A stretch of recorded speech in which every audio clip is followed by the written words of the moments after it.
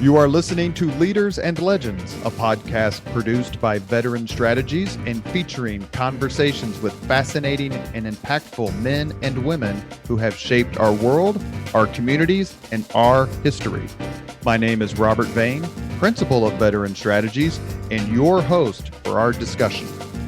You are listening to Leaders and Legends, a podcast presented by Veteran Strategies, a local veteran public relations enterprise, and sponsored by Girl Scouts of Central Indiana, Garmond Construction, the Crown Plaza Hotel, Grand Hall, and Conference Center at Historic Union Station, the law firm of Bose, McKinney, and Evans, and the Bose Public Affairs Group, the McGinley's Golden Ace Inn, and McAllister Machinery, your friendly neighborhood Caterpillar dealer.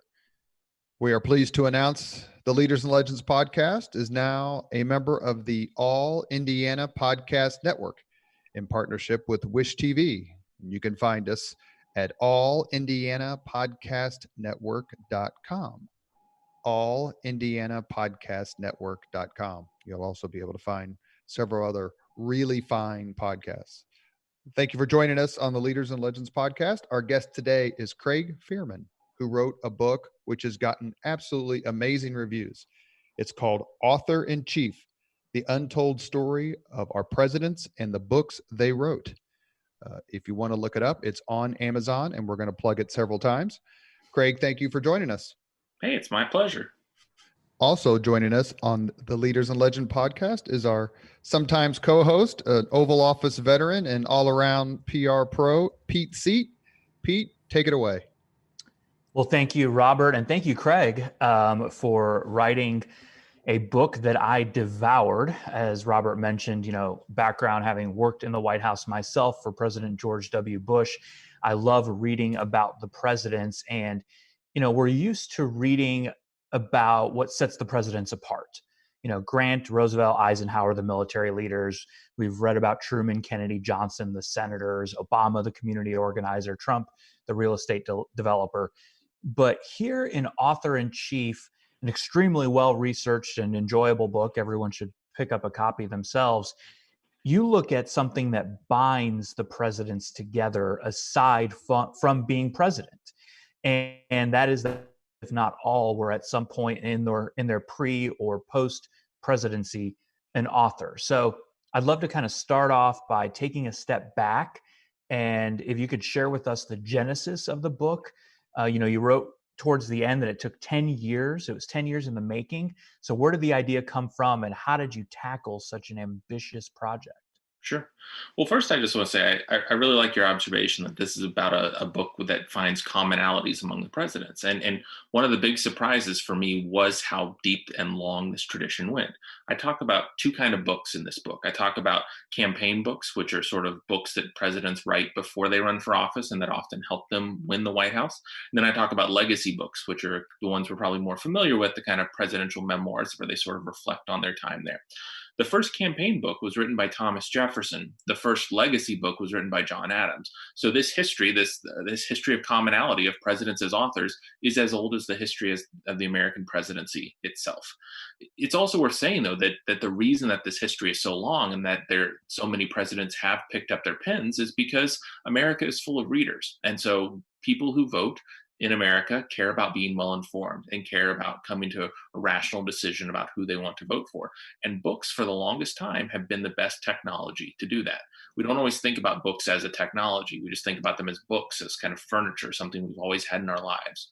But one thing I tried to trace in the book, and a big reason it took me so long to work on, was that books have changed a lot. Books have gotten more affordable. Books have gotten easier to move from one spot to another.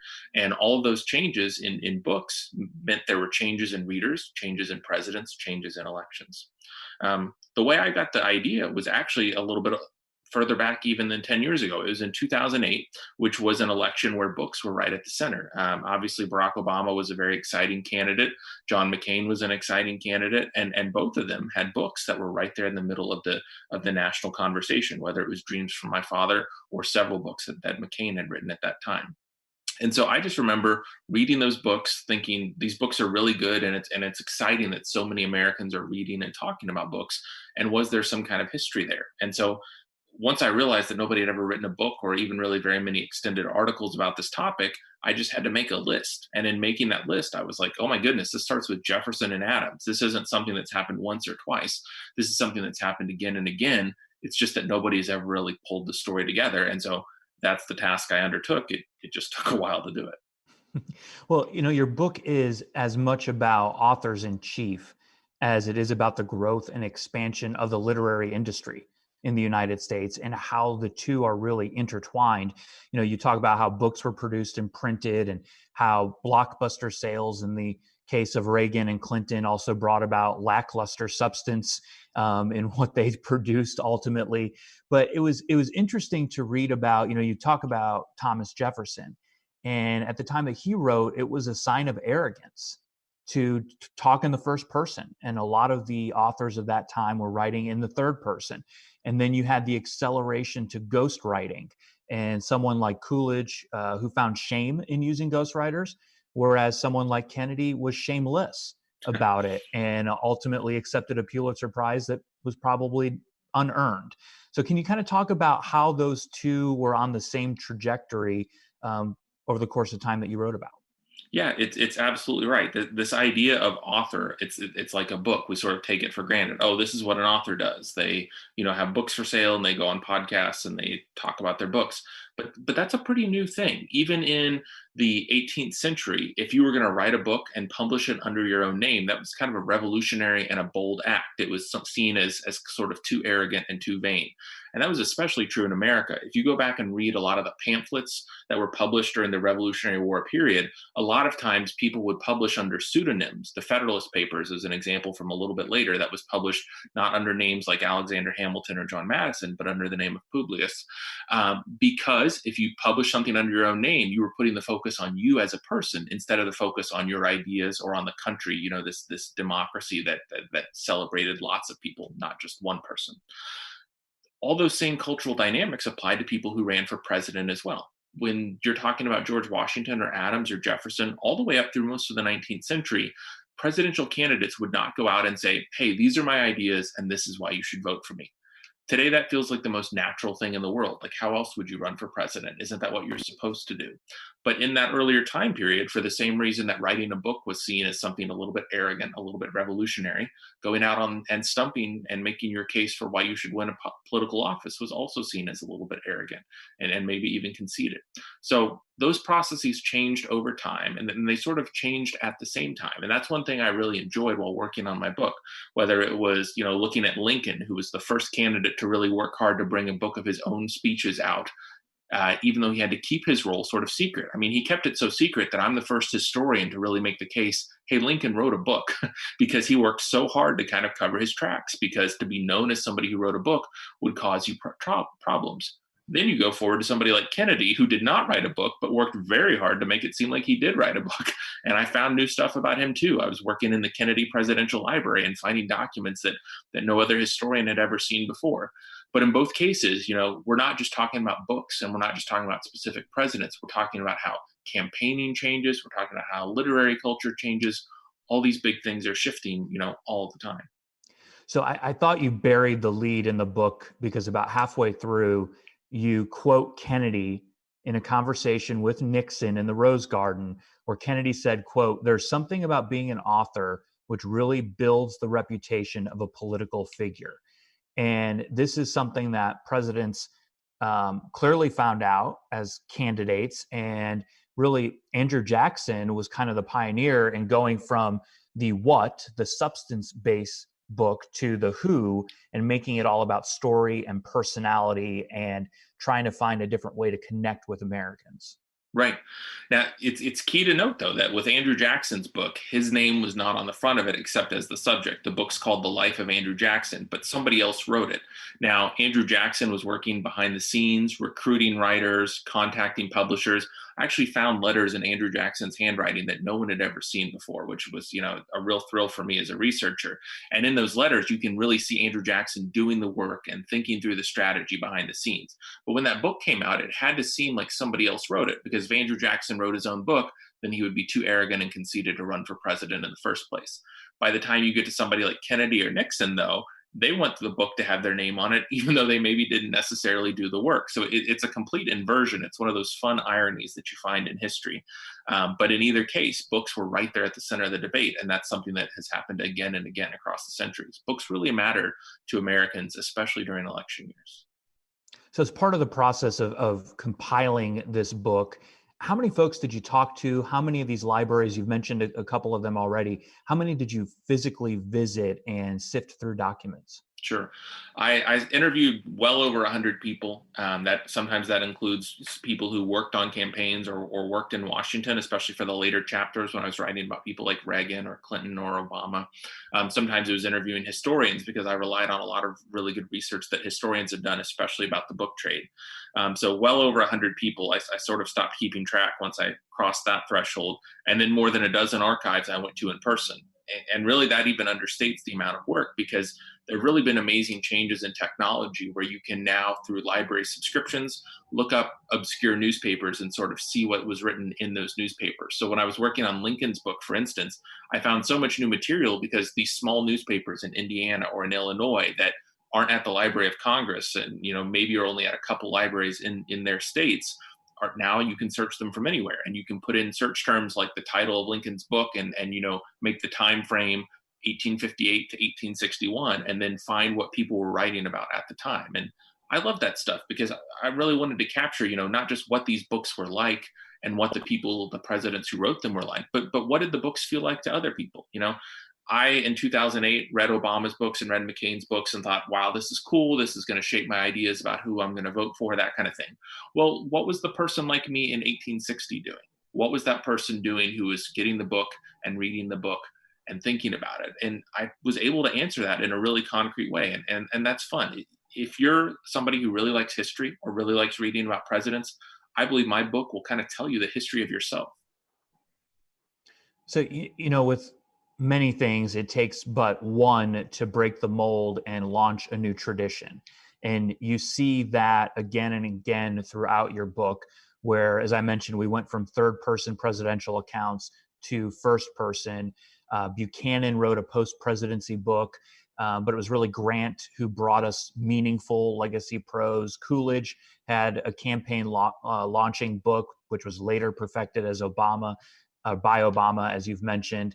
But I'm curious, although he's considered the worst president in history, James Buchanan really, started the tradition of publishing that legacy book based on his time in office while still alive. Yet, as you write, it was widely panned.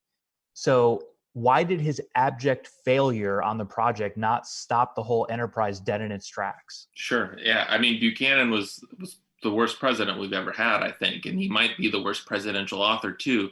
His friends would send him reviews of his new book, and there were so many negative reviews, and they were so cutting that Buchanan finally told his friends, I'm good. You don't need to forward me any more reviews. I think I get how America is taking this book.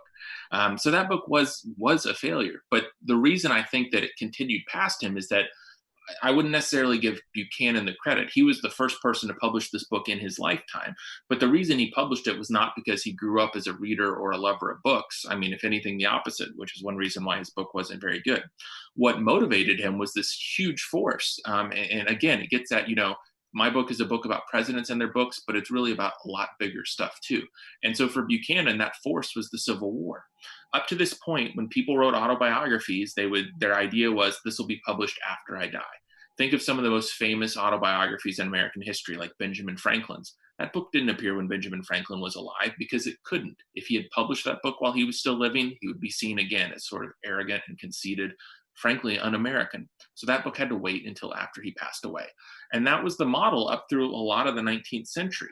The Civil War really changed that. It rewrote pretty much every rule in American culture. And so all of a sudden, people were less worried about, well, is James Buchanan arrogant and conceited or not? And more worried about, well, what did James Buchanan think about this life-changing, nation-altering war we all just lived through? And so not just Buchanan, but other people like James Early on the southern side, William Sherman on the northern side, lots of generals, lots of political figures began writing their autobiographies in real time in the decades after the Civil War because there was such intense interest in it. And so the Civil War was really the turning point for the sort of modern political autobiographies we think about today. Despite that big shift, Grant, who wrote the best memoir of anybody, still didn't want to do it. He just, for whatever reason, didn't see himself as a writer. And even his friend, Mark Twain, I have this scene in the book where they're sort of talking, and Mark Twain is like, let's do this. This book's going to sell. You're the perfect person to write it. And Grant's like, I'm just not a writer. I just don't see myself that way. And it took a personal tragedy. It took Grant filing for bankruptcy, losing all of his money, and soon after developing a form of cancer that would become fatal. Those two forces made Grant realize, I only have one chance to sort of try to create my legacy and to pay my family's bills. I'm going to write a book to do it. Somehow, under those circumstances, he wrote a fantastic book. And that book was also one of the biggest sellers in American history to that point. Well, and he did it under a time crunch too. Yeah. I mean, he was facing death and sitting on his porch, writing away day by day. You've got a great picture in the book of him all bundled up with a skull cap and a blanket around him, sitting there writing. And, you know, as you mentioned in the book, John Quincy Adams wrote for comfort in his post-presidency and to lay down a marker, a pre-Buttle legacy. Is that what it comes down to for a lot of these leaders, is they want to ensure that their words are a part of the historical record and not necessarily bastardized by some historian who doesn't really understand the full context of their decisions? Yeah, I think it's two factors. It's money and it's the desire to write a pre-Buttle, like you're saying. And the interesting thing is, it's always been that way. You know, when Thomas Jefferson wrote an autobiography, one of those less personal ones that you've talked about, and he wrote it. He didn't want to publish it in his lifetime, but within months of him dying, his family was trying to come up with a plan for how do we publish his autobiography, because we have huge debts we need to pay for. And they tried selling his slaves. They tried, selling off some of the books that he had left over and other things. But one of their plans was, let's sell his autobiography, because a lot of people are really interested in Thomas Jefferson. So you can see, even back that early, money was really an important motivator, and it was an important motivator for Grant as well. I definitely think you're right, though, that desire, I mean, presidents are control freaks, right? Like they spend 4 or 8 years controlling everything, or at least trying to control everything, even though external circumstances, end up overpowering or challenging them in ways they don't expect. So they want to think that they can control things, even if they can't. And so that extends to their historical legacy as much as anything else. So they want to write a book that says, this is why I did what I did, and this is what you should think about me. Are those books effective in that way? No, they're not. And that's one place where Grant is actually a really good example. Grant wrote a fantastic book. Most people think it's the best presidential autobiography ever written. But what's really interesting, and what I tried to point out in my book, is that even though it's this wonderful book, it was not effective in terms of shaping Grant's historical legacy. You know, it was a huge bestseller at his time. He made his last edits only 2 days before he died. Everyone in America wanted to read this book. Everybody in America was proud of Grant and his book. But in the decades that came after, that book couldn't stop historians in the South from sort of creating this image that Grant was, a butcher and a drunk and a corrupt president. Now, only today, only in the last 10, 20 years, have historians started to show that actually Grant was a really good general and a better president even than we've given him credit for. But it took a long time for that to come about. Even a book as good as Grant's couldn't really save his historical legacy. Well, I'm sure that Robert wants to geek out on Grant here, but let me jump in with a question real quick, because you talked about, presidential control freaks, and not only can they not control historians who are going to write long after they're gone, they also can't control the former staffers who trade integrity for riches and publish insider gossip. It started with Lincoln, it exploded under Reagan. What role have those books, the contemporary Buttle, if you will, played in propelling presidents to get something down on paper? Sure. Yeah, this is another example where you can sort of look at individuals who are doing things, but also look at these big forces that were shaping them, because those books started coming out, with Lincoln, especially his assassination. Like the Civil War was such a nation-altering event that people wanted to read about it right away. But even in the books that came out after, like I'm thinking of one by a staffer named Emmett John Hughes, who wrote about Dwight Eisenhower. He wrote this book that was harsh, but it wasn't completely negative like some of the books we can think about that have come out in the last couple of years about the Trump administration. But it was a book that was, it it was harsh, but still respectful. It came out, I think, 7 years after Hughes left the White House, and even then, people were saying, "Wow, he's really cashing in." He only waited 7 years to write his book. What a bad person he is. Obviously, things are totally different now, and you're absolutely right that the Reagan administration is when it changed. It changed so quickly that there were people who left the Reagan White House publishing their books before people who had left the Carter White House had published their books. So they actually lapped the previous administration. And they changed because of big changes to the book trade, because all of a sudden people weren't thinking about getting, $10,000 or $100,000 for a book. They were getting millions of dollars, because these were the kinds of books that could be sold at places like Kmart or Walmart, or at places like Borders Books or Barnes and Noble, or Walden Books in malls. There were changes in the book trade that created a lot more money and a lot more emphasis on speed. And so lots of aides to the presidents wanted to publish their books. And I'm sure that's only contributed to presidents' desires to write books as well. Ronald Reagan and especially Nancy Reagan were frustrated by the aides who wrote books that were negative about them, and they answered them in books of their own. And they also made a lot of money from those books as well. And that's a dynamic that you've seen on both sides of the aisle. I mean, certainly the Clintons did that. The Obamas have done that as well. That's just sort of, a fact of modern life in American politics. You're actually a couple years younger than me, but you date yourself when you say things like Borders and Walden Books, that people haven't seen for years. But the impact that bookstores like that had, especially on these blockbuster books. I mean, the lines and hordes of people who would come to a book signing for Bill Clinton, but it dates back to, was it Truman that did one of the first book signings? Yeah. One of my favorite chapters in the book is on Harry Truman. And that's because even though he's sort of kicked off this kind of modern process we're talking about, where he had a big book signing, with thousands of people in line, and he had a book that was one of the 10 best-selling books in America that year. He still tried to hold on to some personal integrity, and he still didn't love the process. They had to work really hard to convince him to do one book event. He did it in Kansas City, where, of course, close to where he grew up and where he still lived, and where a lot of people really liked him, even though he wasn't a very popular ex-president at that time. But he kept saying, well, the book should be sold on its own merits. It shouldn't be about me.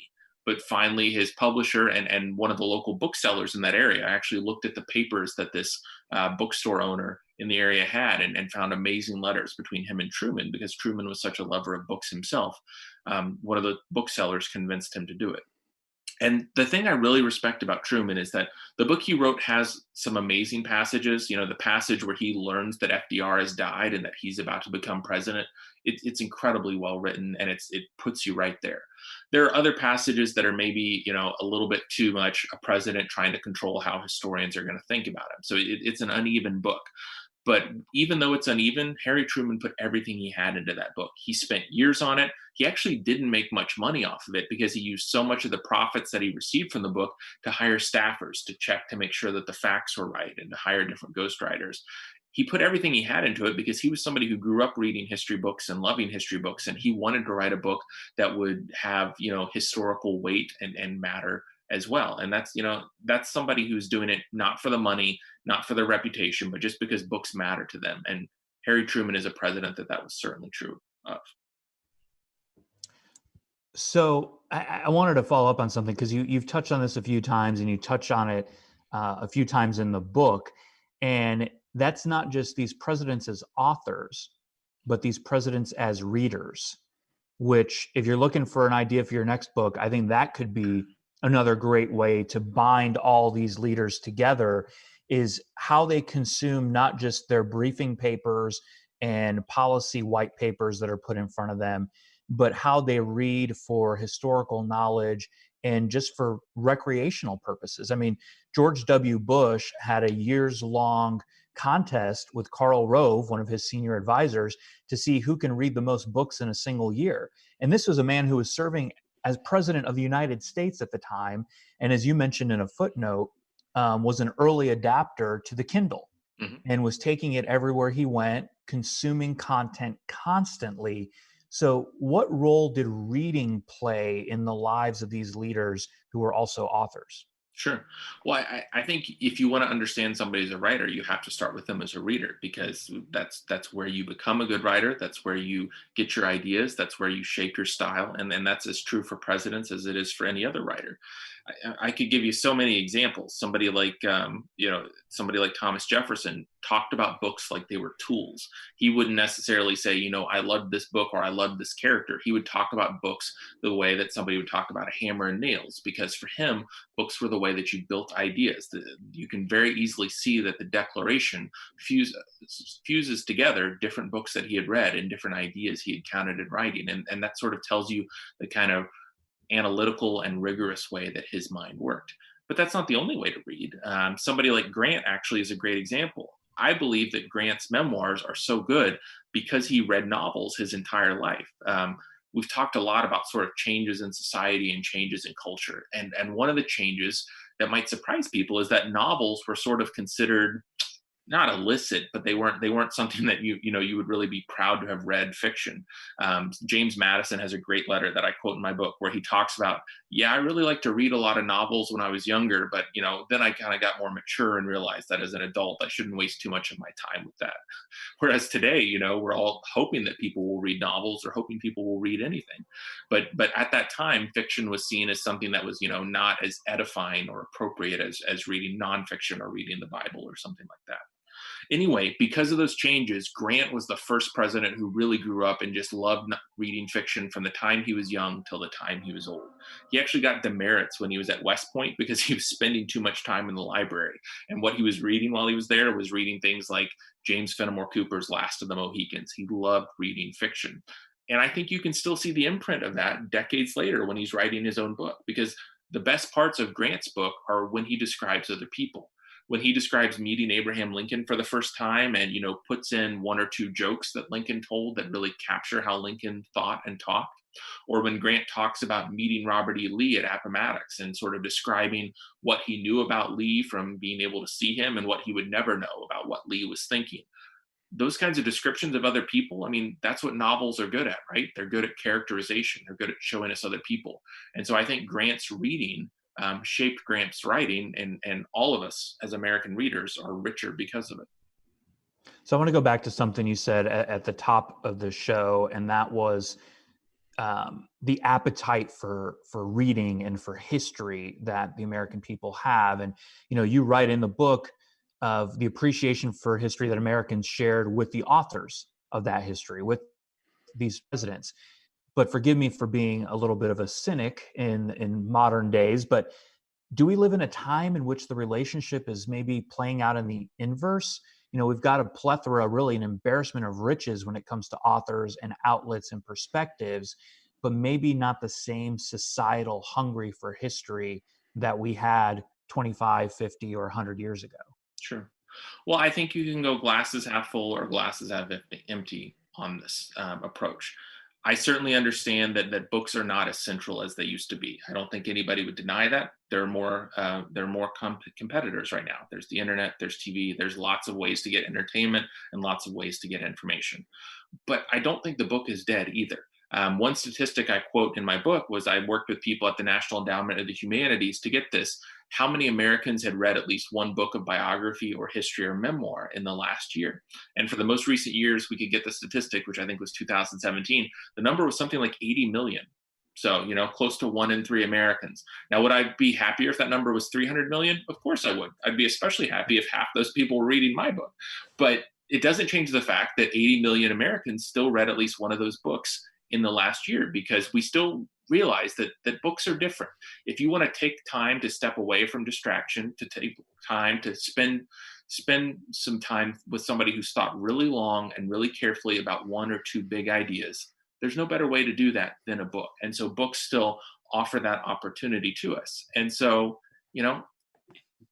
Obama's election in 2008, that was really shaped by one of his books. And it's not like that was that long ago. I mean, sometimes it feels like it was a long time ago, but it was only, 12 years ago. And so that's an example, not that far, not in the Kennedy era of our past, but just 12 years ago, where a book really changed somebody's career and put somebody in the White House. Even our current president, we think of him in terms of reality TV shows or his Twitter account. But what made Donald Trump a national star was a book. It was The Art of the Deal. And that was the book that really took him from being a New York celebrity to a national celebrity who was appearing on cable TV talk shows. And it's a book that still kind of captures his voice and his worldview, I think, really accurately. So books are not as central as they used to be. I wouldn't deny that. But I would still say that books matter a lot, and that if you're somebody who enjoys reading and thinks books are an important way to see the world, you're not alone. So one of my favorite parts of the book, if not the favorite part, you mentioned the Harry Truman chapter. The Grant sections are incredibly well done, but I love the end where you go through some of the highlights of presidential authorship, and specifically how you characterize them. I mean, you list Abraham Lincoln's speeches, parentheses, all of them. You say, Ulysses S. Grant's personal memoirs, parentheses, some of it. Of these, do you have a favorite? Well, this is one of my favorite parts in the book. It was my editor's idea, so I got to give credit to him. But it's an appendix in the back of the book that's a really practical guide. Like, if you like this book, if you want to read more, and again, speaking to what we talked about the value of books, one thing books do that's really great is they inspire you to read more books, right? And so I wanted to have a really helpful guide to people where they could go to Amazon or go to their local bookstore or go to the library and find the next thing they wanted to read. And that was written by a president instead of just this book about presidents. And we're actually working on an anthology. It's going to come out in October, but it's like 500 pages with sort of, selections from Grant's memoirs, selection from John Adams' autobiography, these sort of best moments from presidential writing that people will be able to find in one spot. So that's what I've been working on this summer, is kind of finalizing all that. But in terms of my favorites, I mean, Lincoln is my favorite president, and Lincoln is my favorite writer who's been a president. That may just be my Hoosier bias talking, but I mean, whatever it is, I think Lincoln is the best writer and the most interesting writer to read. But I'll also throw out a really big surprise for me, which was Calvin Coolidge, because he was not a president that was on the forefront of my mind when I started working on this project. I don't think he's on the forefront of anybody's mind. He's not, one of the 5 or 10 presidents that people immediately think of. But in terms of writing, there aren't 5 presidents who are better than him. He was a phenomenally good writer because he was a really good reader. He read carefully and passionately his entire life. And he wrote not just that book that helped get him to the White House that you mentioned earlier, but he wrote a wonderful autobiography. And it was one of the best-selling books in America in that time period. It was a book that everybody was talking about. And, it's kind of been forgotten. Nobody knows that Coolidge wrote a huge autobiography at this point, but it's a book that you can find it online. You can find it in bookstores sometimes. And it's still an amazing book. It helps you see what it felt like to be president. Coolidge clearly decided, I'm not going to try to settle things with the historians. That's up to them.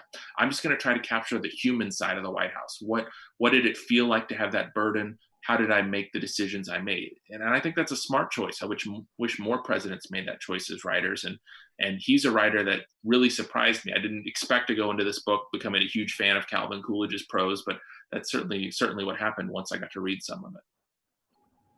You are listening to Leaders and Legends, a podcast presented by Veteran Strategies, a local veteran public relations enterprise, and sponsored by Girl Scouts of Central Indiana, Garmond Construction, the Crown Plaza Hotel, Grand Hall and Conference Center at Historic Union Station, the law firm of Bose, McKinney, and Evans, and the Bose Public Affairs Group, ably represented today by Mr. Pete Seat, the McGinley's Golden Ace Inn, and, of course, McAllister Machinery, your friendly neighborhood Caterpillar dealer. And we should thank McAllister Machinery, who just re-upped their sponsorship of this podcast for another year.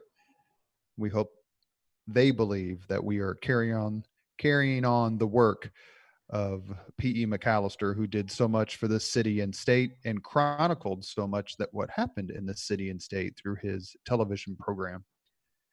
And of course, we should thank once again Wish TV. You can now find Leaders and Legends at allindianapodcastnetwork.com. That's allindianapodcastnetwork.com. Our guest today is Craig Fehrman, who wrote, as Pete has described, a marvelous book, Author-in-Chief, The Untold Story of Our Presidents and the Books They Wrote. And if you don't believe Pete Seats' review, which I find hard to believe myself, the review in the Washington Post is wonderful, calls the book breezy and anecdote rich. Other reviews include Wall Street Journal, and called Craig's book one of the best books on the American presidency to appear in recent years. We're very happy to have Craig on. Craig, is there a Hoosier leader and or legend you particularly admire? Are we talking just in the presidential realm or more broadly, or? You have the entire field. Oh, well, I mean, can I say Axl Rose? You could say Axl Rose or David Lee Roth. Sure. I mean, it's interesting how many really creative people we produce. Vonnegut is another creative Hoosier that I really admire. I mean, let's throw Larry Bird in the list as well. It's funny that you mentioned kind of, Hoosiers and their influence, because when I was working on this book, I was, you have minor characters that surprise people that they maybe haven't heard of. And the problem I kept running into is that again and again, I would have these sort of minor characters who influence presidents in a surprising way. And they all turned out to be from Indiana. So the best editor that Grant ever had was a Hoosier. The worst ghostwriter that Harry Truman ever had was a Hoosier. And so I finally stopped identifying the state that they were from as I was revising, because I was like, my editor's not going to believe me. He's going to think that I'm just stacking the deck to fill my book full of Hoosiers. But what it was that Vonnegut quote, right? Like, wherever you go, you're meeting Hoosiers and they're doing great things. And that's true of history as well. We've produced a lot of great writers and editors and thinkers. And it's one of the things I love about our state. Well, you're very kind to come on the Leaders and Legends podcast, and you're right in our wheelhouse in terms of what we want to talk about here. One of the things that I wanted to mention right off was, give us some examples of where the personality of the particular author really came through the book. Sure. Well, I'm glad you mentioned that, because, I feel like we've talked a lot about the sort of the bigger forces, the social forces that have shaped things. And that's definitely one thing that my book tries to do. But what really surprised me about looking at presidents as writers is I felt like I was seeing the human side of them. And I guess it shouldn't have surprised me, because we all know this in our lives. If you're sitting down to write an email, you're opening yourself up and being very human, because you're thinking, what am I trying to say? Why am I trying to say it? Who am I trying to say it to? There's just something about the act of writing that slows people down and kind of opens them up. And that's as true for us as it is for presidents. So I hope that each president I spend some time on, and I don't do all of them, but the ones that I really focus in on, I hope we can see the human side of them. One of my favorite examples is actually John Adams, who wrote an autobiography. And as we've talked about, most presidents wrote autobiographies in this early period that were kind of impersonal and abstract. Sometimes they were in the third person, but not John Adams. And the reason I think John Adams wrote a book that was so revealing and so raw was that he couldn't do anything else. His personality was a very impulsive one. It was a very emotional one. And so even when he tried to sort of, be buttoned down and follow the standards of his period, the real John Adams just kind of fought its way out, no matter whether he wanted or not. So he would start out by saying, I'm not going to tell too many stories from my youth because that's not appropriate. And a couple paragraphs later, he's like, I just want my kids to know that they don't have any other brothers or sisters running around who have other mothers than Abigail. Like I kept to the straight and narrow. And I mean, that's just John Adams. That's, if you read anecdotes about him from Jefferson or Washington or other people who knew him, he was somebody who couldn't help but be himself. And that was as true on the written page as it was, in Independence Hall in Philadelphia or in anywhere else. Or in Paris. Sure. Or in Europe when he's scolding Franklin for being beloved. Oh yeah, and for philandering as well. He didn't like anything. Without realizing that Franklin was other than Washington, Franklin was the most important figure of the Revolutionary War, the Revolutionary period. Is there someone who didn't write a book who you wish had written one? Well, I don't want to keep saying Lincoln, but I mean, I think one of the big losses for American literature was that Lincoln never got to write an autobiography. We talked about how the Civil War kind of changed everything on a dime, and presidents went from thinking, well, maybe I shouldn't write, or maybe I should just write something that'll be published after my death, to writing in real time. And Lincoln was such a perceptive thinker and such a careful writer that to get Lincoln's account of what the Civil War and what it meant and why he made the decisions that he did, I can't imagine a book I would rather read that's never been written than that one. So that's a real heartbreak. I mean, obviously his assassination is heartbreaking for 10,000 different reasons, personal and historical. But one of the reasons is that he never got a chance to keep writing, because I think he would have been like an Adams or a Jefferson, just writing wonderful documents well into his old age. Pete was very kind to bring up my favorite president, which is Andrew Jackson. I love him so much, I named my son after him. And we actually have a podcast coming up with the authors of a book about Andrew Jackson and the role that the 1824 and 1828 elections played in modern politics. Sure. Now, Jackson is the ultimate example, at least in his pre-presidential years, of the question I'm about to ask. But did you find in your research either evidence of or the temptation for settling scores? Yeah, there were definitely a lot of examples of that. John Adams is another example. I talked about how emotional he was and how he once described writing slowly and carefully as physically painful. He said, like, slowing down to be careful about my writing is like a blow to my knee, because he was somebody who was all about activity and emotion and just getting out whatever was in his system. But there was one time when John Adams was willing to revise carefully, and that's when it came to insults. There's an example I talk about in my book where he's talking about Thomas Paine, someone that he famously disagreed with in print many times. And, John Adams crosses out calling him a disastrous meteor and goes with like a star of the devil, or I can't remember the exact line. But like, when it comes time to insulting Thomas Paine or Alexander Hamilton, then John Adams will slow down and make sure he gets exactly the most vicious words he can choose. And that's true of a lot of presidential writing. The only thing that stops them from doing more score settling is this desire to appear presidential. Lyndon Johnson is another really good example. When he was working on his presidential memoirs, like a lot of modern presidents, he would have ghostwriters working with him. They would dictate, Johnson would take their questions, dictate responses, and they would try to write it up. And if you look at the raw transcriptions of what he said, which are at the Lyndon Johnson Library in Texas, they're amazing. They're so revealing. And he's talking about, well, Kennedy asked me to come up to his hotel room and he was still in his underwear. And he told me a joke and it wasn't really that funny, but, a president expects people to laugh. So I laughed. Just so revealing about both Kennedy and frankly about Johnson as well. None of that stuff made it into the final book, though, because they tried to write it up. And I interviewed some of the ghostwriters who worked with Johnson. They tried to write it up and capture the real Johnson. And he would read it and say, you got to cut all this stuff. I don't seem like a president in this. Which, and the man who showed the country his gallbladder operation scar. Right. Yeah. But when it came to something about, seeing those words on creamy paper in print, he had a pause finally. And so a lot of times there would be even more score settling, but this desire to be statesman-like, might prevent presidents from telling everything that they want to say, unless you're John Adams, in which case you're just going to, let the cannons fly. Well, the one person I wanted to mention when we talk about writers, and I get the sense based on a lot of what I read about your book, but correct me if I'm wrong, is my other favorite president, and we're unabashed fans of the 37th president on this podcast, Richard Nixon, much to some guests' amusement or disgust, one of the two. Nixon was phenomenally intelligent, was a voracious reader, and wrote some absolutely terrific post-presidential books and pre-presidential.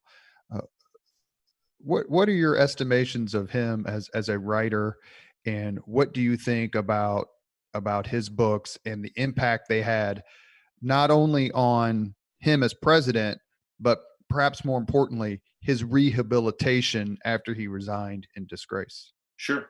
Well, what's interesting with Nixon is that he had several periods of rehabilitation, as you know, and each one of them, books really played an essential role. I don't have a lot of Nixon in my book only because it was really important to me to tell a story. I've tried to draw connections in our conversation and talk about presidents reading presidents or books influencing other presidents. And so when it came time to sort of take 10 years worth of research and put it into a narrative, I really wanted it to be a narrative and I wanted to keep it moving and entertaining and engaging. So I couldn't, Nixon and Carter were the two presidents who produced so many books that I didn't get to spend a lot of time with. And so I don't want any other Nixon fans expecting a lot of that in the book, because there's a couple pages on him, but there's new material on him from interviews I did, but there's not a lot on him.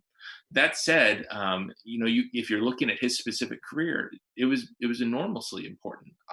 Probably my favorite book you wrote was Six Crises, which came after he lost the election to Kennedy. He is trying to decide what to do next. He puts together this book, kind of influenced by Kennedy, seeing books like Profiles in Courage and how popular they were. And so this book itself became a bestseller and itself became really influential. When Ronald Reagan was deciding just a couple years later, what am I going to do next? How do I pivot from being an actor to being a serious politician? He could see that Six Crises was a big bestseller, and that sort of influenced Reagan's own decision to write a book that's been forgotten today, but I think is a really revealing and interesting book called Where's the Rest of Me? And so that's an example of one of those early rehabilitations where Nixon uses a book to kind of reinforce and reorient his career and show those intellectual bona fides. There are plenty of examples after the presidency where right up until his death, he was continuing to work on books. By that point, most of them were sort of internationally focused and looking at, his sort of role as somebody thinking about the world and America's role in the world. And those books, they got him, the books were influential themselves, but they also did something important that happens a lot with books in this time period, in sort of the modern period, which is they offered an opportunity for him to talk about the books in a setting where even more people would see them. Hundreds of thousands of people bought Nixon's books, but millions of people would see him go on television shows on NBC or on C-SPAN or on Fox and talk about his books and talk about the ideas in there. And so that's one way that books can make a really important difference in this time period, is they sort of give you the reason to have an ex-president on your show, and they sort of define what the conversation will be about. And Nixon gave some really revealing interviews, especially on C-SPAN, with Brian Lamb, who is a former Hoosier himself. Right. And he talked a lot with Nixon about, the writing of those books, but also the ideas in there. And I think that did a lot to change Nixon's post-presidential image. Do you get the sense that presidents who either are generally considered in kind of the bottom level according to their performance, or maybe they are 50-50 and it just kind of depends on how they leave the presidency, that it's more important for them to chronicle their time in the Oval Office because they feel like they are the last chronicler of what actually happened? In other words, don't listen to what the Republicans and the news media said about me. I'm President Carter. I'll tell you what actually happened. And that gives them a chance to be the biggest cheerleader for their own administration, which may or not have turned out to be what they were hoping. Sure. There's definitely the impulse to try to do that. I don't think it's always successful. Grant's book is an example I mentioned earlier. Carter's presidential memoirs would be another one where he worked really hard on those books and hoped that they would help rehabilitate his historical reputation, but it didn't. It took more time, and it took him turning his focus to international issues, to Habitat for Humanity, to other things. What I think presidents would be smart to do is to just produce not only a personal book, but to leave behind a personal record. I'm thinking of presidents that we don't necessarily think of as really interesting presidents, like James Garfield or Polk. They are kind of interesting presidents because both of them recorded really intimate diaries while they were in the White House. And so somebody like Garfield, he obviously was assassinated and didn't have as much time to have a really influential presidency. But if he had, I think historians would have even more interest in him, and there would be even more big books about him because his diaries are so good, and because you can really capture the decision-making process, what he's worried about, what he's thinking about. I have a little bit of Garfield in my book because the diaries are so good, and I can read him talking about reading Sherman's memoirs and being like, I can't believe somebody is saying this. I can't believe a general who just fought in a war is saying this already. And so you can really see how Garfield's mind works about a book, but that's just as true about a lot of political things as well. So if you're a president and you're worried about your reputation, I mean, yeah, write a book, partly because you'll get a lot of money to do it, but make that book personal. And then while you're in the White House, work really hard to capture diaries that really capture how your mind works, because historians love that stuff because it helps them tell good stories. And you might not like the decision or the outcome of the story, you might not like their analysis on the story, but if you give them really good material, they're going to write about you. I mean, Nixon's a great example, right? He left behind so much interesting material and so many interesting scenes and details that people are going to continue to write about him, whether they agree or disagree with the decisions he made. Has there been a president, at least in modern times, that isn't just a full-on history nut? I can't think of one, but maybe with your research, you can fill us in where like this person wasn't necessarily a big historian. I mean, it's kind of famous that Kennedy was reading Barbara Tuchman's Guns of August, which is a phenomenal book, right around the time of the Cuban Missile Crisis. Truman was a huge history buff. Pete's former boss, George W. Bush, is a true history nut. I know Clinton is a big fan of the Civil War period as well. But do you think they kind of go hand in hand, that the people who are really involved in learning and understanding history put a lot of effort into their book because they know it'll be part of the historical record? I think theoretically that will happen, but at the end of the day, you're dealing with an individual person who's going to their personality and their strengths or weaknesses are gonna show up on the page. Clinton is a great example. Enormously well-read president, somebody who has read lots of fiction like Grant, so you would think might have that skill to sort of characterize and describe other people. Someone who's read a lot of history, speaks very carefully about kind of where he saw his presidency in the arc of history. But My Life is just not a very good book. And the reason it's not a very good book is because he had too many distractions in his post-presidency. He was giving lots of speeches. He was worried about trying to help his wife's political career. And he just got too caught up in, trying to name every single person he had met, trying to thank every single person who'd done him a favor, trying to attack every single person who'd done him wrong. And this is not me saying this. I mean, first of all, if you read My Life, you'll come to this conclusion yourself. But this is something his editor, Bob Gottlieb, a very famous editor who edited Toni Morrison and other people, eventually wrote about working with Clinton on his memoirs himself. And Clinton, I mean, he was a procrastinator, right? He was somebody he was an extrovert who loved to talk to other people. That's a great skill set if you're going to be president, maybe not the best skill set if you're going to be a writer. And so Clinton was so late on turning in his memoirs, a book that his publisher had paid $15 million for, that they were really leaning on to sort of be, their defining book of that year, that eventually his editor started spending the night at Clinton's house in New York just to make sure that he would keep working. I mean, it's like a sleepover, right? And so they got the book done, but those are not the conditions to produce a great work of history, even if Clinton himself was a history lover. So that's just an example. Let me ask you a quick question. Forgive me. Do you think 9/11 hurt Clinton's books and the perception of him and his book, just because it was such a history altering event? And that was kind of like, the Cold War ended, Clinton comes to office. He had some conflicts, obviously, especially in the Balkans, but, it was a time of relative peace. And they were writing, you had Francis Fukuyama, and you had others who were saying it's the end of history, it's a new era. And then 9/11 happens, and it's like, well, I don't know how interesting Bill Clinton and his presidency would be now, I guess, other than some of the more salacious passages, when we've just had thousands of Americans killed and now we're at war. Sure.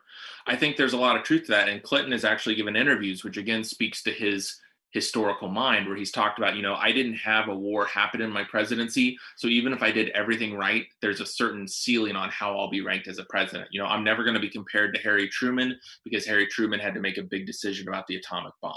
And so Clinton himself understands that and sort of sees himself in that historical context. And so that kind of put a ceiling on, whatever you think about him as a president, good or bad, because he was a president during a period of relative peace and relative prosperity, there's only so high he can go in those kind of historical rankings of presidents and where they fit. Even though he is capable of that kind of analysis and self-reflection, though, talking about himself as a president, You won't find a lot of that kind of insight in his book. And that's just because he had too many distractions and too much going on to really buckle down and do the work to make a great book. And so that's where, again, you can see that these presidents, even if they love history, their personality, their strengths and their weaknesses are both going to show up in their books. When you're Harry Truman and you decide to drop not one, but two atomic bombs, and you later tell your biographer that it wasn't the toughest decision you had to make as president, which he has always said deciding to enter the Korean War was the toughest decision he had to make as president. That really, to your point, separates the chief executives. One more question, then turn it back to Pete for a few more. And then we always end our podcast with the same 5 questions. And so you'll get those here in just a minute. Last question I want to ask is,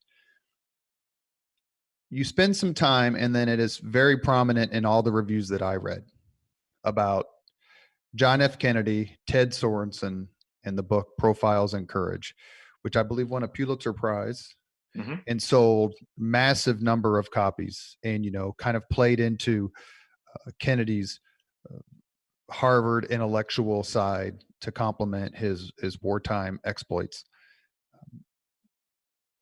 What was it like to do the research on that particular controversy? And I say controversy with the lowercase c. What were your conclusions? And do you think that it all affects the Kennedy legacy in a detrimental way? Sure. Well, this is where I would kind of go back to that idea of, when you look at presidents as writers, you see their human side. Because if we're talking about, was Kennedy a good president or not, the Cuban Missile Crisis matters a lot more than who wrote Profiles in Courage. I don't deny that for a second. My book, despite the fact that it's about presidents, doesn't have that much sort of partisan politics in it. I'm not digging into the silver standard currency standard and what side presidents in the 19th century should have taken or that kind of thing. Instead, it really tries to capture the personal side. And in terms of the personal side, in terms of what kind of person John F. Kennedy was, in terms of his personal ethics or personal morality, yeah, I think the Profiles in Courage debate is really important. People can read the book to get the full story on this, but I'm actually pretty pro ghostwriter. I think that ghostwriting is an important approach, and it can work well, especially if somebody who's a president isn't necessarily a strong writer or doesn't have the time to do the writing themselves. Clinton's book, My Life, if he had had a couple good ghostwriters working with him instead of writing it himself, I think it would have been a much stronger book. George Washington, our first president, also our first president to use ghostwriters. So I have no issue with ghostwriting at all. But there's a difference between ghostwriting and award-winning ghostwriting. And John F. Kennedy participated in the second. He did not work very hard on his book, Profiles in Courage. And I know this because I was at the Kennedy Presidential Library. I found documents that nobody has ever seen before that really show that there's just no way that he could have done much work on this book, because he was dealing with a really terrible back surgery at the time. And I mean, he was having to heal. He was having to get better. Ted Sorensen, his aide, did most of the work on this. But while Kennedy wasn't very involved in the writing of his book, he was extremely involved in the promoting of his book. He was, saying, I think we need a bigger author photo on the back of this. That's the kind of detail and control that he was exerting over the book. The book came out, it was a huge seller, even though people assumed that Kennedy had written it himself. And it kind of could have been a happy story. It could have ended there. It did a lot to put Kennedy on the national stage. He almost became vice presidential nominee in 1956, the year the book came out. It was already a big bestseller. It didn't need more. The story could have stopped there. But Kennedy wanted more. He desired more. And for reasons that are kind of baffling, he just really cared about what other writers thought about him. He really wanted literary fame. He didn't just want political power. He didn't just want to be the person calling the shots during the Cold War. He wanted novelists to think that he was a great writer, even though he didn't want to do the work to write a book that novelists would really like. And so he got the Pulitzer Prize for his book. And some of those documents I found at the Kennedy Library show that Kennedy himself was personally involved in getting the Pulitzer Prize for his book. It's not like his book was automatically seen as a contender for it. It wasn't even on the first list, the kind of the long list of books that should be considered by the Pulitzer Committee. Instead, it got added after the fact because of people that Kennedy had nudged to sort of work on his behalf. Backroom, kind of backdoor politics that apply to book awards as much as they apply to presidential campaigns. And so Kennedy gets this award, and at that point, that's when the controversy really starts. And I mean, it was a big C controversy at the time. People were confused, and people were frustrated and saying, "We're hearing these rumors. We're seeing journalists on TV saying that you didn't write your book. Did you write your book?" And Kennedy again and again would just say, "Yeah, I did write my book. I don't know what they're talking about." He put so much energy into maintaining this myth. It really mattered to him that everybody thought of him as a writer, as an award-winning writer. It just didn't matter to him to actually do the work himself. And that's what I mean about this being a personal lens, because the story that I've just outlined, I think it probably tells you something about the kind of person John F. Kennedy is, even if it doesn't tell you as much about him as a president as, the Cuban Missile Crisis. We've talked about different players in this, obviously the authors themselves. We've talked about ghostwriters. We've talked about historians. We haven't really talked about agents. And you write about who's, the person who's arguably the most influential member of the process for the last several presidential books. And that's a lawyer based in Washington, a guy named Robert Barnett, who is extremely adept at running auctions between the publishing houses and getting top dollar for his clients. Kind of talk through the evolution of that process and how agents have been a part of this, and particularly the role that Robert Barnett has been playing recently. Sure. So this is another thing that you can kind of date to the Reagan administration, is that period in the 1980s when everything changed. David Stockman was one of Reagan's advisors who left. There were some controversial articles published that quoted him being critical of Reagan and his economic approach. And so then Stockman went out to get a book deal. And there, I went back and read all the news coverage from the time, and people were like, he might get $50,000. He might get $100,000. He got $2.4 million. And this is in 1980s dollars. And he got that because he was represented by this new lawyer named Robert Barnett, who was a young man at the time. And Mr. Barnett's been doing this ever since. He excels at getting people that top dollar that you're talking about. He is bipartisan in his workings. He is the agent for the Obamas, and he is the agent for the Bushes as well.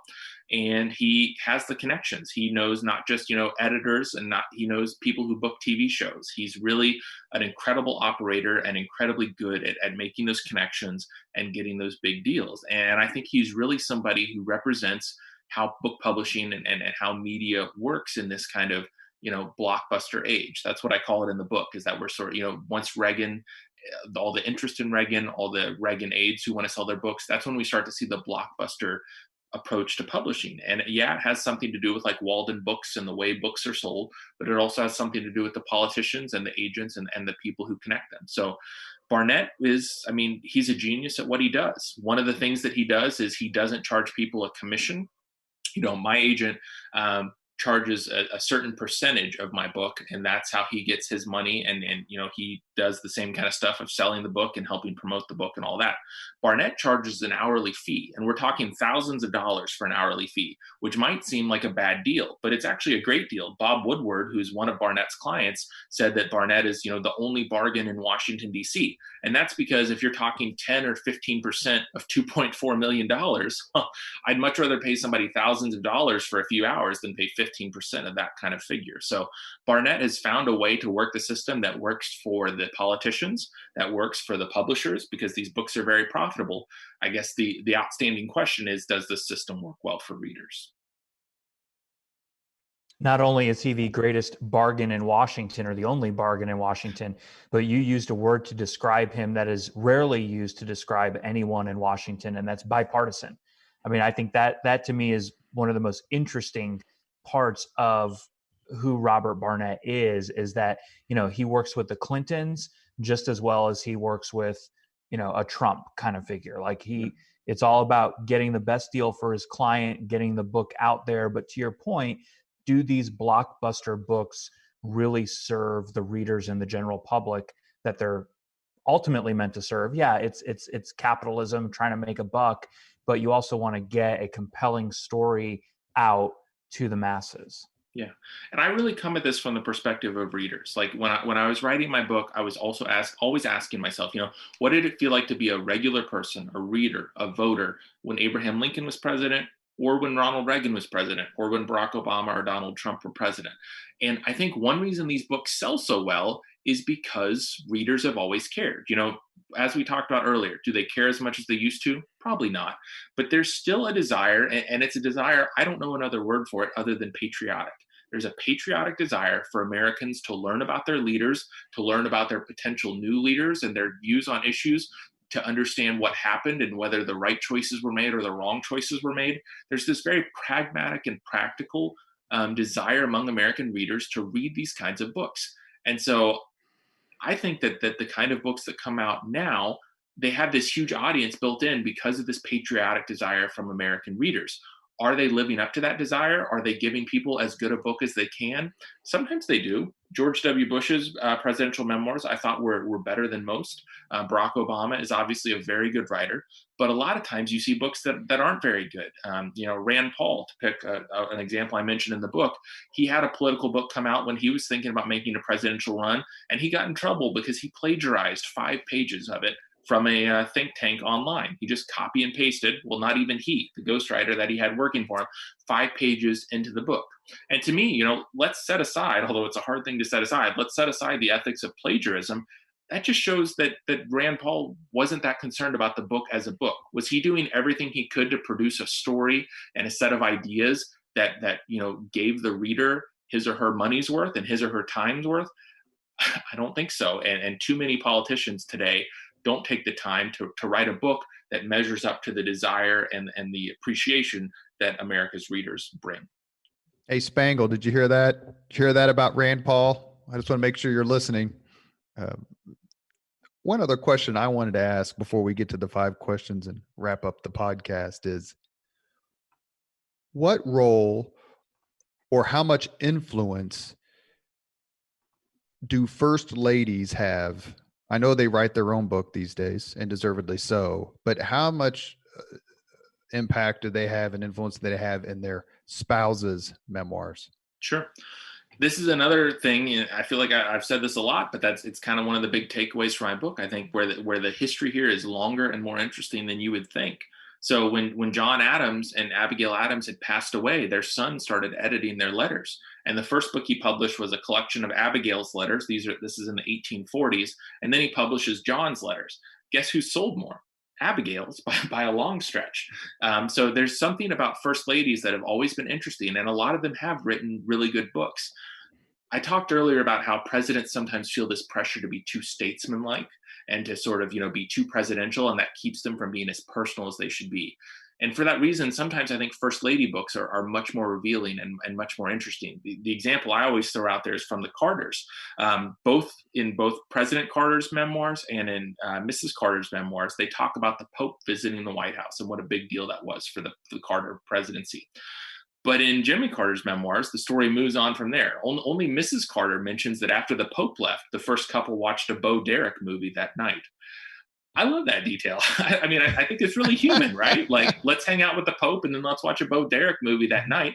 That's the kind of stuff I want to know about our presidents, because that's the kind of stuff that any one of us would do were we lucky enough to meet with the Pope.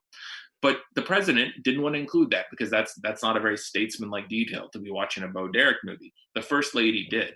And so I think sometimes First Lady books can be as revealing or more revealing. Certainly Michelle Obama's book, which was one of the best-selling books in American history at this point, just been an enormous blockbuster hit.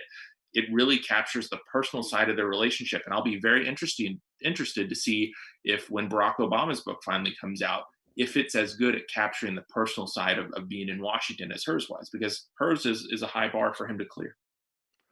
Well, in some cases, I think this is true in Mrs. Carter's example. The spouses have a harder time getting over the defeat in the case of whether it's Jimmy Carter or George H.W. Bush or other examples, have a harder time. I mean, it's pretty well known that Mrs. Carter never got over the 1980 defeat, the crushing defeat. She never thought much of Ronald Reagan or Nancy Reagan, and probably had a little more leeway to express those because she's not, quote unquote, part of the club. Right. That's absolutely true. And Nancy Reagan is another great example. Her memoirs, I think, are much stronger than Ronald Reagan's memoirs. And her memoirs are called My Turn. but the nickname they got in Washington was My Burn, because she was Yeah. trying to settle so many scores. And again, that's something that first ladies have a little bit more leeway to do. In a lot of ways, their role is more constrained because they have a lot of pressures that men don't necessarily face in public life. But when it comes to writing, at least, they can kind of flip the table and be a little bit more honest and open. And sometimes their books are stronger for exactly the reasons you say. And a best-selling memoir, I would assume, would probably be have a as its foundation a watershed event. Like, I don't know that I would automatically say, forgive me, Pete, that I would automatically say that George W. Bush was a better president than Clinton. And there's a lot of good things you could say about Clinton's presidency. Uh, I would not have voted for Clinton over George W. Bush. But regardless of how I feel about Bill Clinton, to me, it would be much more engrossing to read about September 11th, 2001, whether I was a Republican or a Democrat, liberal, conservative, or whatever, just to read. I like reading about. One of the things we try to do with the Leaders and Legends podcast is talk to people who were in the room. One of the reasons I wanted Pete to come on the podcast, besides just the general sponsorship and he and I's personal friendship, is that he's been in the Oval Office. He's seen how these things work. That is so fascinating. So to read George W. Bush's first person account of what, not only of what happened, but what he was thinking, his frustration at not getting back to Washington, D.C., and his asserting himself as commander in chief. And that's not at all kind of why he ran for office. He had all these other things to do. So it seems to me that partisanship aside or political affiliation aside, you can really grab onto, Kennedy and his role in the Cuban Missile Crisis. Right. Yeah, totally agree. And that the passages and decision points that cover 9/11 are the best in the book. I'm trying to clear the rights for those right now because I want to include it in that anthology. I'm working on best presidential writing, because you're exactly right. It puts you in the room and it helps you understand the events from Bush's perspective in a way that nothing else on the historical record so far can, because it's him saying, I knew this, I didn't know this, I felt this, I didn't feel this. And they're really, it's riveting. It's like a detective novel or a mystery. You can't stop turning the pages for those reasons. And one of the best books I ever read about a presidency is Ken Edelman's book, Reagan at Reykjavik, where he talks about the Reykjavik summit with Gorbachev, and Edelman's in the room, or, he's in the room next door, and Reagan leaves this meeting with Gorbachev. They come and decide everything and discuss everything through. I mean, that's the gripping part of history that you think is preordained. But when you read about the process and the tension, then it gives you a whole new perspective. Totally agree. We end all Leaders and Legends podcasts with the same 5 questions. We are on today with Craig Fehrman, author-in-chief. Craig, are you ready? Let's do it. What was your first job? My first job was working at an IGA in Dillsboro, Indiana. That's a unique answer. Thank you. What was your first concert? My first concert was in college, so I think it was Linkin Park and Incubus. So what are you going to do? Wish it had been Axl Rose, but I was not born in the right time. Is it a natural transition from Incubus to being a historian? I mean, did you really feel it there? Only in the sense that my wife really loved Incubus, probably still loves Incubus, and also loves history, and hopefully loves me. So that's the only transition I can think of. All right, this is going to be tough for you, I know. Number 3, if you could suggest any book for someone to read, which book would you recommend? That is a good question. One book that I really love is called The Metaphysical Club. It's by a historian and a critic named Louis Menand, and it came out, 20 years ago at this point, but it's all about pragmatism and this kind of philosophy in America of sort of, kind of choosing the practical way to fix things and sort of trying to get things done as much as having debates about ideas. That sounds really dry, but it's a great, it reads like a novel. There are great characters and there are great people who are thinking these ideas. And Menand does such a good job of capturing this time period, which is kind of the late 19th, early 20th century, and talking about the ideas and the people in it. And so it's a book that I've been thinking about because his next book, finally, almost 20 years later, is getting ready to come out this year. He's one of my favorite writers. And so that's just a book in terms of like, if you want to read history that's like fun and engaging, but still packed with really big ideas, that book, The Metaphysical Club, is the one I would point anybody to. Thank you. I'm going to have to look that up for sure. Okay, here's another toughie. Sorry. If you could witness any event in history, be there as it happens, which event would you choose? Are you guys going to air this if I mention Lincoln again? I Hey, we could have done this whole podcast about the personal memoirs of U.S. Grant, and I would have been absolutely happy. Sure. So you understand where I'm coming from. I mean, the thing for me is, how do you even narrow it down for Lincoln? Do you want to see, do you want to see the debates with Douglas when he's sort of breaking onto the national stage, or do you want to see one of the moments in the Civil War? I think I would have liked to see Lincoln in one of the Lincoln Douglas debates, because it would have been fascinating to watch both of them, but it would have also been fascinating to watch that crowd and to see how many people were there. Some of them were there just for a good time, kind of like a county fair vibe, but some of them were there to hear two important politicians talk about slavery and whether or not it should expand, which was, the defining issue of America in that time. So watching Lincoln and Douglas do one of the debates, probably the first one in Ottawa, that I'd really like to see that. Or Cooper Union, the Cooper Union speech. That's another great one. Yeah, another example. Last question. And Pete, remind me to send you this list, so maybe next time you're on, you can ask the 5 questions. Last question. If you could have dinner with anyone living today, 2 hours, completely off the record, whom would you choose? I think I would choose Barack Obama. First of all, because we could talk about Lincoln. He likes Lincoln a lot too, right? So then I could find a way to work Lincoln in as well.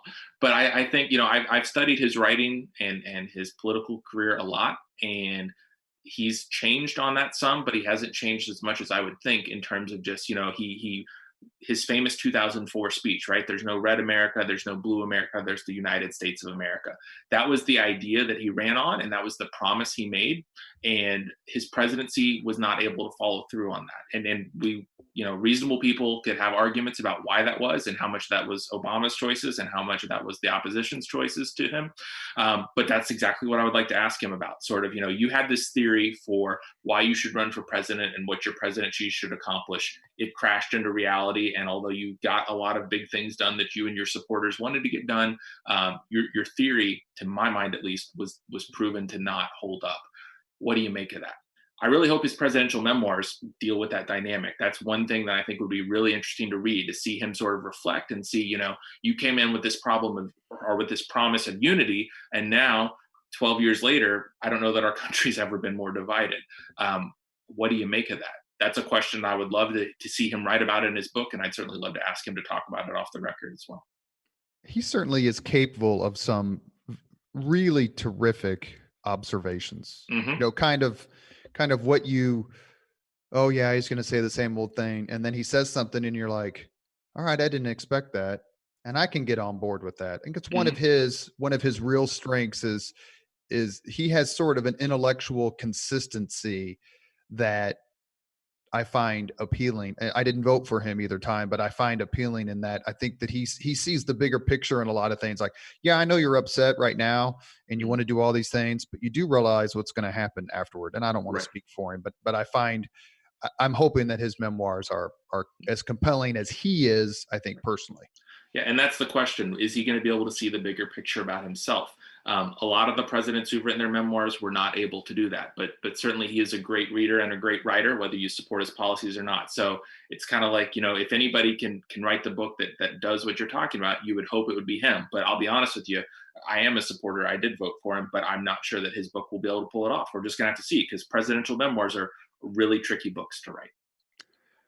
You have been listening to Leaders and Legends, a podcast presented by Veteran Strategies, a local veteran public relations enterprise, and sponsored by Girl Scouts of Central Indiana, Garmond Construction, the Crown Plaza Hotel, Grand Hall, and Conference Center at Historic Union Station, the law firm of Bose, McKinney, and Evans, and the Bose Public Affairs Group, the McGinley's Golden Ace Inn, and McAllister Machinery, your friendly neighborhood Caterpillar dealer. Again, we are very proud to announce that we are now a part of the All Indiana Podcast Network in partnership with Wish TV. You can find Leaders and Legends at allindianapodcastnetwork.com. Our guest today has been Craig Fehrman, author-in-chief, The Untold Story of Our Presidents and the Books They Wrote. It is absolutely terrific. It's gotten amazing reviews. I'll post the link on Amazon so you can pick it up. I've already had about a half dozen people ask me for it. We were joined today too by our intrepid co-host, Mr. Pete Seat. Pete, thank you very, very much. Thank you, sir. Appreciate it. Craig, thank you very much for coming on. This has been the highlight of my week. I appreciate both of you talking and the questions, and it's just fun to do this stuff. So thanks again. Thank you. Take care. Thank you very much for listening to Leaders and Legends, brought to you by Veteran Strategies Incorporated. If you want to contact us about this program or our menu of public relations services, please send us an email at robert@veteranstrategies.com. That's robert@veteranstrategies.com.